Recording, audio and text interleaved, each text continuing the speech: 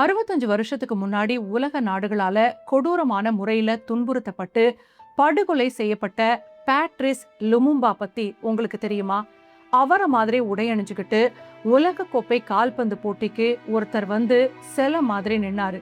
Lumumba எப்படி சிங்கம் மாதிரி நிப்பாரோ அந்த மாதிரி. பேரை சொன்னாலே சும்மா அதிருதில்ல அப்படிங்கிற மாதிரி அமெரிக்கா லுமும்பா மாதிரி உடை அணிஞ்சுக்கிட்டு வந்தாலே வீசா கிடையாதுன்னு சொன்னாங்க. அமெரிக்க ஊடகங்கள் இந்த செய்தியை இருட்டடிப்பு செய்யணும்னு பார்த்தாங்க. வேற வழியே இல்லாம அமெரிக்க பத்திரிகைகள் இவரை பத்தி எழுதினாங்க. யார் இந்த பேட்ரிஸ் லுமும்பா? அமெரிக்கா இவரை கண்டாலே ஏன் நடுங்குது? இன்னைக்கு நமக்கு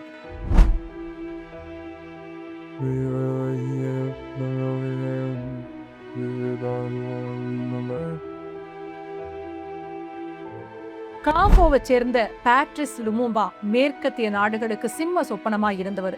அவரை மாதிரியே உடை அணிஞ்சுக்கிட்டு கால்பந்து போட்டிகளை பார்க்கணும்னு போனவர் தான் மிஷேல் குகா. 2013 வருஷத்துல இருந்து மிஷேல் குகா என்ன பண்றாருன்னா பேட்ரிஸ் லுமும்பா மாதிரியே உடை அணிஞ்சுக்குவாரு. DR காங்கோ விளையாடுற எல்லா கால்பந்து விளையாட்டுகளுக்கும் அவர் போவாரு, சில மாதிரி நிப்பாரு. இதை தொடர்ந்து அவர் பண்ணிக்கிட்டு இருக்காரு. அப்படிதான் அவரு உலக கோப்பை கால்பந்து போட்டிக்கும் போகணும்னு நினைச்சாரு. ஆனா அமெரிக்கா அவருக்கு விசா தரல. சரி, அப்படின்னா லுமும்பா மாதிரி உடையணிஞ்சுக்கிட்டு அங்க நின்னது யார் அப்படின்னு கேக்குறீங்களா? நம்ம எப்படி இந்தியர்களை இந்தியன்ஸ் அப்படின்னு சொல்லுவோமோ அந்த மாதிரி காங்கோல வசிக்கிறவங்கள காங்கோலிஸ் அப்படின்னு சொல்லுவாங்க. ஒரு காங்கோலிஸ் அங்க போய் நின்னாரு.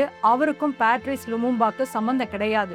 ஆனா மிஷேல் குகா வரல அப்படின்றதுக்காக நீ யாரு எங்களுக்கு அனுமதி கொடுக்கறது அப்படிங்கிற மாதிரி அந்த இடத்துல இன்னொருத்தர் போய் லுமும்பா மாதிரி சில மாதிரி நின்னாரு. அதுதான் உலகம் முழுசும் வைரல் ஆச்சு. இப்படி வைரல் ஆன பிறகுதான் யார் இந்த பேட்ரிஸ் லுமும்பா அப்படின்னு எல்லாருமே இணையத்துல தேட தொடங்கினாங்க. உண்மையிலேயே அவருக்கு என்ன நடந்துச்சுன்னு நீங்க தெரிஞ்சுக்கிட்டீங்கன்னா உங்க ரத்தமே கொதிக்கும். அந்த அளவுக்கு ஒரு மிகப்பெரிய துரோக வரலாறு. முதல்ல லுமும்பா யாரு, அவர் வாழ்ந்த காலம் எப்படி இருந்துச்சுன்னு நம்ம புரிஞ்சுக்கணும். அவர் வாழ்ந்தது 1925 இருந்து 1961 வரைக்கும். அந்த காலகட்டத்துல காங்கோ நாடு பெல்ஜியம் நாட்டோட கொடுமையான அடிமை ஆட்சியில இருந்துச்சு. பெல்ஜியம் ராஜா 2ஆம் லியோபோல்ட் காங்கோவை ஏதோ அவனோட சொந்த எஸ்டேட் மாதிரி நினைச்சு ஆட்டி படைச்சுக்கிட்டு இருந்தா. உலக வரலாற்றிலேயே ரொம்ப கொடூரமான பக்கம் இது. 19ஆவது நூற்றாண்டுல காங்கோ காடுகள்ல இருந்து ரப்பர் பால் எடுக்கிறதுக்காக காட்டுக்குள்ள மக்களை அடிச்சு விரட்டினாங்க. அப்படி மக்களை பிழிஞ்சு எடுக்கிறதுக்காகவே பெல்ஜியம் வீரர்கள் இருந்தாங்க.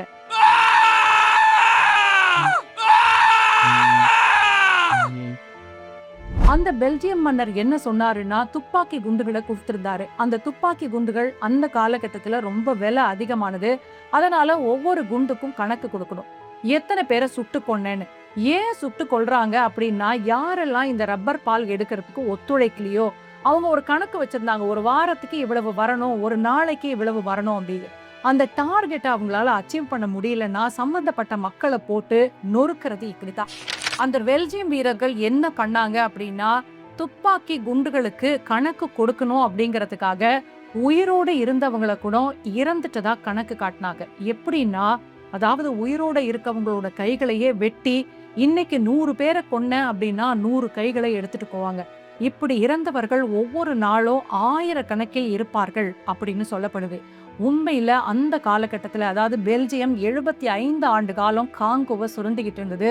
அந்த காலகட்டத்துல மட்டும் 1 கோடி பேருக்கும் அதிகமானவர்கள் கொல்லப்பட்டாங்க. நேரடியாகவோ இல்லைன்னா மறைமுகமாகவோ. மக்களை சாப்பிட கூட அவங்க அனுமதிக்கல, அந்த அளவுக்கு கொடுமைப்படுத்தினாங்க. கொள்ளை நோய்கள் வந்து இறந்து போனாங்க, தூக்கமின்மை காரணமா இறந்து போனாங்க. இப்படி கிட்டத்தட்ட காங்கோவோட பாதி மக்கள் தொகை, அந்த காலகட்டத்துல 2 கோடி மக்கள் இருந்திருக்கலாம்னு சொல்றாங்க. அதுல 1 கோடி பேர் இந்த 75 வருஷங்கள்ல அநியாயமா கொல்லப்பட்டாங்க. ஆனா இந்த அநியாயம் ரொம்ப நாள் நீடிக்கல. ரோஜர் காஸ்மெண்ட் அப்படிங்கிற ஒரு பிரிட்டிஷ் அதிகாரி காங்கோவுக்கு போய் அங்க நடந்த கொடுமைகளை ஆதாரத்தோட உலகத்துக்கு வெளிச்சம் போட்டு காட்டினாரு. உலக நாடுகள் எல்லாமே பெல்ஜியம் மன்னருக்கு அழுத்தம் கொடுக்க ஆரம்பிச்சாங்க. ஒரு வழியா 1908 வருஷம் காங்கோவில இருந்து அந்த 2ஆம் லியோபோல்ட் வெளியேறினா. வேற வழி இல்ல பெல்ஜியம் அரசுக்கு. ஆனா போகும்போது அவன் சும்மா போகல, அங்க இருந்த அத்தனை ஆவணங்களையும் எரிச்சிட்டு போனான்.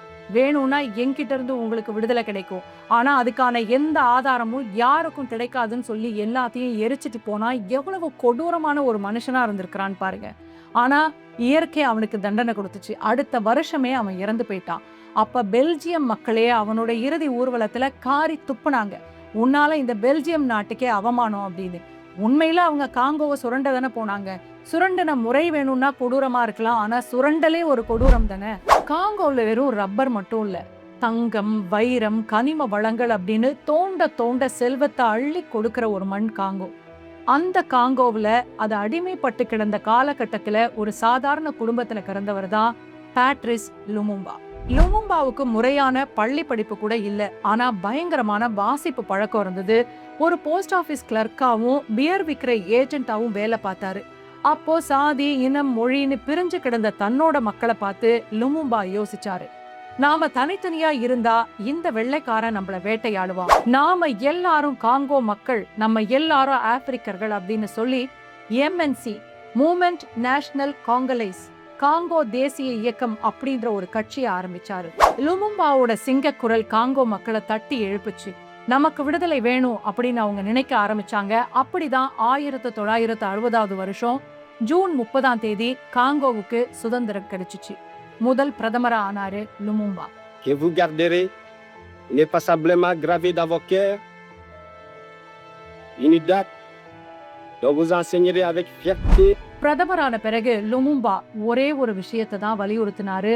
அவரு மேடையில பேசின அந்த விஷயம்தான் அவர் உயிருக்கே உலை வச்சுச்சு. என்ன தெரியுமா சொன்னாரு? காங்கோவில் இருக்கக்கூடிய வளங்கள் எல்லாம் காங்கோவுக்கு தான் சொந்தம் அப்படின்னு சொன்னாரு. சொன்னாலே மேற்கத்திய நாடுகளுக்கு எரியுமாச்சே. அப்படிதான் அவருக்கு எதிரிகள் உருவாக்க தொடங்கினாங்க.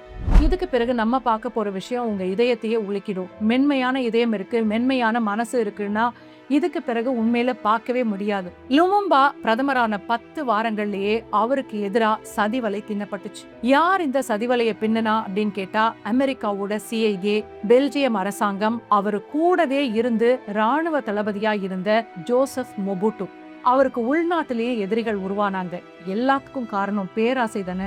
ரொம்ப சீக்கிரமாவே லுமும்பாவுக்கு தன்னை சுத்தி மிகப்பெரிய சதி நடக்குது அப்படிங்கிறது தெரிஞ்சு போச்சு.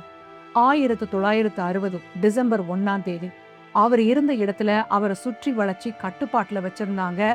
அங்கிருந்து தப்பியோட முயற்சி பண்றாரு. ஆனாலும் பின்னாடியே போய் காட்டுக்குள்ள வச்சு அவரை வளைச்சு குளிச்சுட்டாங்க. அங்க வச்சே அவருடைய கண்ணாடிய உடைச்சு அவரை அடிச்சு உதைச்சு துன்புறுத்தி இருக்காங்க. லுமும்பாவையும் அவர் கூடவே 2 அமைச்சர்களையும் கட்டாங்கா அப்படிங்கிற மாகாணத்துக்கு கூட்டிட்டு போறாங்க. அங்க லுமும்பாவுக்கு எதிரிகள் அதிகம். காரணம் என்னன்னு கேட்டா அந்த இடத்துல இயற்கை வளங்கள் அதிகம். அவங்க காங்கோல இருந்து தனியா பிரிஞ்சு போகணும்னு விரும்பினாங்க. அத லுமும்பா அனுமதிக்கல. அதனால அவருக்கு அங்கே எதிரிகள் இருந்தாங்க. அங்க கூட்டிட்டு போன உடனே என்ன நடந்துச்சுன்னா, ஒரு மிகப்பெரிய பள்ளத்தை தோன்றாங்க. லுமும்பாவையும் அந்த அமைச்சர்களையும் மரத்துல கட்டி வச்சு ரொம்ப கொடூரமான முறையில சித்திரவதை பண்ணி கொலை பண்ணணும்னு நினைக்கிறாங்க. துப்பாக்கியை எடுத்து லுமும்பா நெஞ்சுக்கு நேரா நீட்டுறாங்க. அத்தனை கொடுமைகளையும் பண்ண பிறகு அவரை சுட்டு கொல்லணும்னு நினைக்கிறாங்க. ஆனா அவர் என்ன தெரியுமா சொன்னாரு? சாக போற அந்த நொடியில கூட லுமும்பாவோட கண்ணுல பயமே இல்லை. என்ன நீங்க கொல்லலாம், ஆனா காங்கோவோட சுதந்திர கனவை உங்களால கொல்ல முடியாது அப்படின்னு முழங்கினாரு. துப்பாக்கி குண்டு பாஞ்சி சடலமா சரிஞ்சு விழுறாரு லுமும்பா. இவங்க ஆத்திரம் தீந்து அங்க தோண்டி வச்சிருந்த குழியில அவரை புதைச்சிட்டு கிளம்பி போறாங்க. மழை பெஞ்சுக்கிட்டு இருக்கு. ஆனா என்ன தோணுச்சோ தெரியல, திரும்பவும் காலையில அந்த இடத்துக்கு வராங்க. பக்கத்துல ஒரு பெரிய பேரல் நிறைய சல்பியூரிக் ஆசிட். லுமும்பா உடலை எடுத்து துண்டு துண்டா வெட்டி அந்த சல்பியூரிக் ஆசிட்குள்ள போடுறாங்க. ஏன் தெரியுமா? ஒருவேளை அவரை புதைச்ச அந்த இடம் புனிதமான இடமா மாறிட போகுதோன்ற பயம்தான். அது மட்டும் இல்ல, இதைவிட இன்னும் மிகப்பெரிய புரட்சி எல்லாம் இதை பார்த்து வெடிக்க போகுதோ அப்படின்ற பயமும் சேர்த்துதான். என்ன நடந்துச்சு தெரியுமா? சல்பியூரிக் ஆசிட்ல கொஞ்சம் கொஞ்சமா உடம்பு கரையுது. ஒரே ஒரு பல் மட்டும், அவர் கட்டியிருந்த ஒரு தங்கப்பல் அந்த சல்பியூரிக் ஆசிட்ல கரையாம இருக்குது. அங்கதான் ஒரு மிகப்பெரிய ட்விஸ்ட் இருக்கு. அந்த ஆசிட் பேரல்ல லுமும்பாவோட முழு உடம்பும் கரைஞ்சு போச்சு. ஆனா அந்த பல் மட்டும் எப்படி கரையாம மிஞ்சிச்சு அப்படின்னு கேட்டா இதுக்கு பின்னாடி ஒரு அறிவியல் இருக்கு. சல்பியூரிக் ஆசிட் அப்படிங்கிறது பயங்கர ஸ்ட்ராங்கான ஆசிட் தான். ஆனா அதால தங்கத்தை கரைக்க முடியாது. தங்கத்தை கரைக்கணும்னா அக்வா ரீஜியா அப்படின்னு சொல்லப்படுற ஹைட்ரோகுளோரிக் ஆசிடும் நைட்ரிக் ஆசிடும் கலந்த கலவையால மட்டும்தான் முடியும். தங்கம் பதிச்ச அந்த பல் மட்டும் அழியாம தப்பிச்சிச்சு. இத செஞ்ச போலீஸ் அதிகாரி ஜெராட் சோட் என்ன பண்ணான்னா, அந்த பல்ல எடுத்து தன்னோட பாக்கெட்ல போட்டுக்கிட்டான்.